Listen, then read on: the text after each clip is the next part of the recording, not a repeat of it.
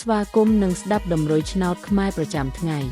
ដើម្បីជាកម្លាំងចិត្តសូមពុកម៉ែបងប្អូនចុច like និងសញ្ញាជាម្នាក់មួយផងដើម្បីទទួលបានដំរុយថ្មីប្រចាំថ្ងៃដំរុយឆ្នោតខ្មែរនៅថ្ងៃនេះគឺថ្ងៃទី01ខែមករាឆ្នាំ2025ដើម្បីកុំឲ្យខាតពេលយូរសូមស្ដាប់ដំរុយឆ្នោតពី admin មានលេខ55121814 CD សម្រាប់លេខ OZ admin មាន2គ្រាប់គឺ OZ ខ្ទង់70និង40សម្រាប់3លេខគឺ admin មាន2គ្រាប់ផងដែរគឺមានលេខ556គុណ331គុណ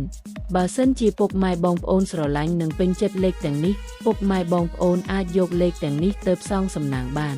ពុកម៉ែបងប្អូនអាចចូល link ខាងក្រោមដើម្បីមើលលទ្ធផលឆ្នោតក្នុងក្រុម Telegram បានដោយគ្រាន់តែចុច link ក្រោមជាចុងក្រោយសូមជូនពរពុកម៉ែបងប្អូនដែលយកលេខខាង admin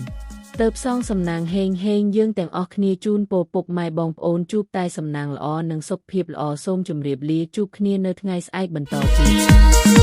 ត